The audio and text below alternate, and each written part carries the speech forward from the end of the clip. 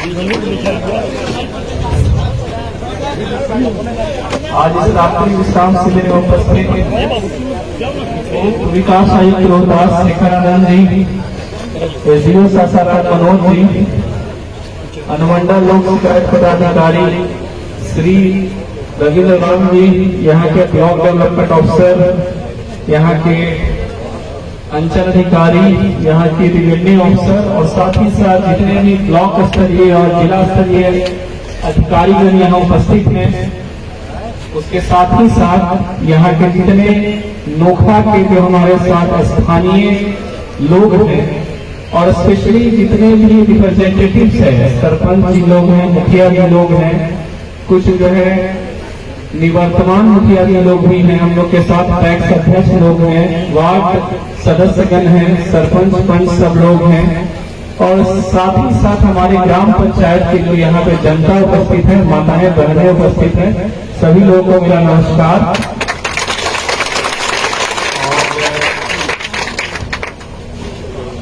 हम लोगों की सोच थी ऐसी और जब हम लोग की सोच ऐसी थी तो हम लोग जो थे निश्चित नहीं थे कि हम लोग की सोच सफल होगी या फिर हम लोग फेल होंगे कि गांव में रात्रि विश्राम किया जाए। बहुत तरीके की बातें होती हैं, लोग सोचते हैं कि चलिए कोई पिकनिक स्पॉट की टाइप का लोग कहीं सोचने लगे, तो बहुत बार हम लोग की इच्छाएं थी, पहले भी इच्छाएं थी लेकिन हम लोग आ नहीं पा रहे थे, लेकिन फिर हम लोग को लगा कि नहीं, जो हम लोग का सोच सही है और कहीं न कहीं सोच है कि लोगों का जो है जीवन में कुछ न कुछ सकारात्मक बदलाव लाया जाए और समाज के वैसे वंचित लोग, गरीब लोग या फिर कहिए निसहाय लोग जो कि हम लोगों तक नहीं आ पाते हैं, जो कि यदि हम लोग जिला की बात करें तो यदि कोई व्यक्ति है उसके पास अपना गाड़ी है, स्कॉर्पियो है, सुमो है या फिर बाइक है, तो वो तो हमारे पास तक अनुमंडल और ब्लॉक ऑफिस आ जाता है, लेकिन बहुत से ऐसे लोग होते हैं कि उनको इस बात की जानकारी ही नहीं होती है कि हमको जाना कहाँ है। तो हम लोगों ने सोचा था कि हम लोग गांव में जाएं और लोगों से ही बात करें, तो हम लोग का शुरुआती रूपरेखा अलग था, समय से इसके कुछ सुधार होगा और आज आप लोग के बीच जो दिख रहा है वो फाइनल अभी तक का फॉर्मेट है। संभव है कि यहाँ से कुछ हम लोग सीखेंगे तो भविष्य में हम लोग और सुधार करेंगे। और जब हम लोगों ने ऐसी सोच रखी थी तो खैर समस्याएं थी और समस्याएं फंड का था, आवंटन का था, लोगों का जो भी इसके प्रति फिर बाद में रिएक्शन आता उसमें भी कुछ हम लोग का डाउट था, लेकिन खैर हम लोग आज बोल सकते हैं इतना हम लोग का रात्रि विश्राम शिविर हो गया है कि कहीं न कहीं लक्ष्य हासिल करने में लगभग सफल है हम लोग। अभी भी बहुत से सुधार की संभावनाएं हैं, लेकिन जब हम लोग गाँव में आते हैं तो हम लोग इच्छा थी कि हम लोग जो है कुछ न कुछ बदलाव करें। तो हम लोग देख रहे थे कि हम लोग जा रहे थे, लोग हम लोग के पास आ रहे थे, राशन कार्ड, आवास और ऐसी बहुत सी समस्याएं थी, तो लग रहा था कि सिर्फ हम लोग एप्लीकेशन ले रहे हैं, निदान हो पा रहा है, नहीं हो पा रहा है, नहीं दिख पा रहा था। तो हम लोगों ने सुधार किया कि ठीक है 10 दिन अवधि में जानकारी हम लोग दे देते हैं और उसके बाद जैसा कि हमारे यहाँ के लोकल अधिकारियों ने स्पेशली एसडीओ साहब ने आपको जानकारी दी है कि हम लोगों ने इतने दिनों में इतना राशन कार्ड बनवा दिया है, इतने लोगों का जो है सामाजिक सुरक्षा पेंशन देख लिया, दाखिल खारिज, परिमार्जन, बाकी सब समस्याओं को देखा है और इसके साथ साथ यहाँ पे लोक शिकायत निवारण का भी कैंप लगाया गया है। तो हम लोग का उद्देश्य इस बात में हो गया था कि हम लोग पहले कुछ न कुछ सुधार करें, उसके बाद जाएंगे तो संभवतः जो मूलभूत समस्याएं होंगी, जो कि मूल समस्याएं होती हैं कि कोई छोटा सा नाला बनना है, नाला नहीं बनने के कारण गांव का जो है नाली निकासी नहीं हो पा रहा है, कुछ छोटा मोटा रोड बनना है, विद्यालय की कोई बहुत बड़ी समस्या है कि शिक्षक ही नहीं है या फिर और कोई दिक्कत है तो उस पर ध्यान जाएगा। नहीं तो बाकी सब लोग शिकायत कैंपों में क्या हो रहा था रात्रि विश्राम में कि हमारे पास जितने लोग आ गए थे सब केवल राशन कार्ड, आवास योजना, स्वास्थ्य कार्ड, तो ठीक है ये सब काम भी होना है, ये सब काम भी हमारा ही है, लेकिन इसके साथ साथ हम लोग का ये भी था कि कुछ वहाँ के कुछ जो लोग होंगे जो कि सीनियर लोग होते हैं, जो कि हम लोग कभी 2 सालों से यहाँ पे हैं और बहुत से हमारे साथ युवा लोग भी हैं, लेकिन बहुत से ऐसे गार्जियन टाइप के लोग हर एक गाँव में होते हैं कि उनकी समस्याओं की भी जानकारी होती है और उनको पता भी होता है कि सबकी समस्याओं का समाधान कैसे होना है। क्योंकि हमारा मानना है कि आपका 60 साल का एक्सपीरियंस और हमारे 2 साल के एक्सपीरियंस में अंतर होगा। आपकी समस्याओं का निपटान हमसे अच्छे ढंग से आप जानते होंगे,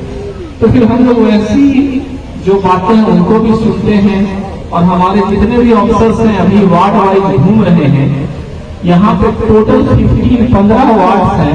तो 15 वार्ड में 15 जांच दल गठित हो गया है और अभी सारा जांच दल जितनी भी स्कीमें सरकारी स्कीमें हैं उसको देख रहा है कि नल जल काम कर रहा है कि नहीं, गली नली जो है मोटा या फिर जो भी उसका होना चाहिए मोटाई उतना है कि नहीं है। कोई व्यक्ति जो है मनरेगा का जो काम किया गया है उसमें क्या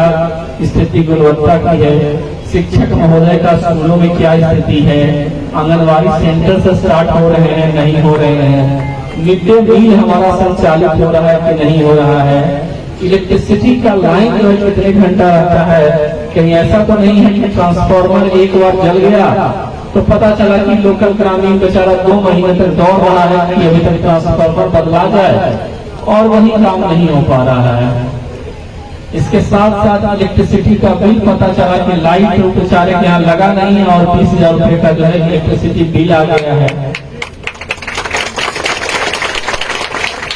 इसके साथ साथ किसान सम्मान निधि का स्कीम का पता चला कि फॉर्म लेकर के घूम रहा है। सलाहकार महोदय से भेंट कर पाना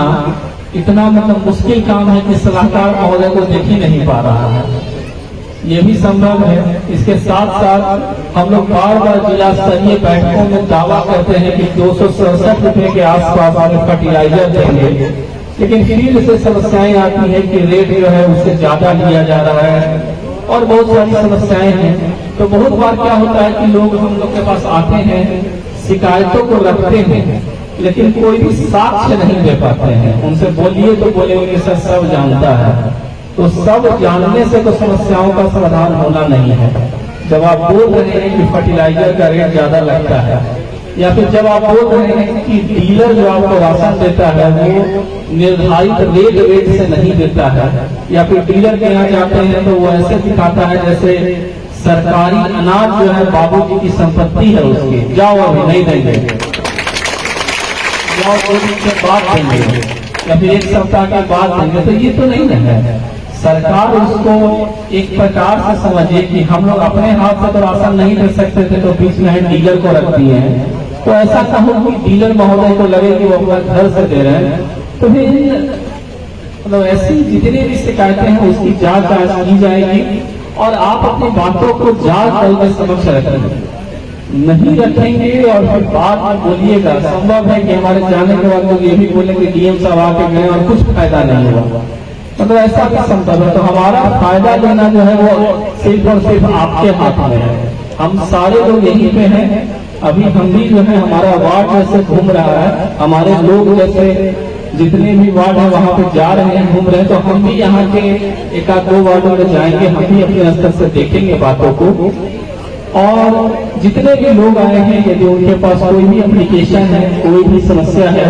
तो हमारे अनुमंडल लोक शिकायत पदाधिकारी जो है यहीं पे है, रविंद्र राम जी एक बार हाथ उठा दीजिए। देखिए अब आप हाँ, तो यहाँ पे वो मतलब रहेंगे। जितना भी एप्लीकेशन है अभी इनको दीजिएगा, हम लोग सबका जो है हम लोग कंप्यूटर में एंट्री करेंगे और उन सभी शिकायतों का सुबह में हमारे पास दल रहेगा, उसके थ्रू जो है निपटान करेंगे।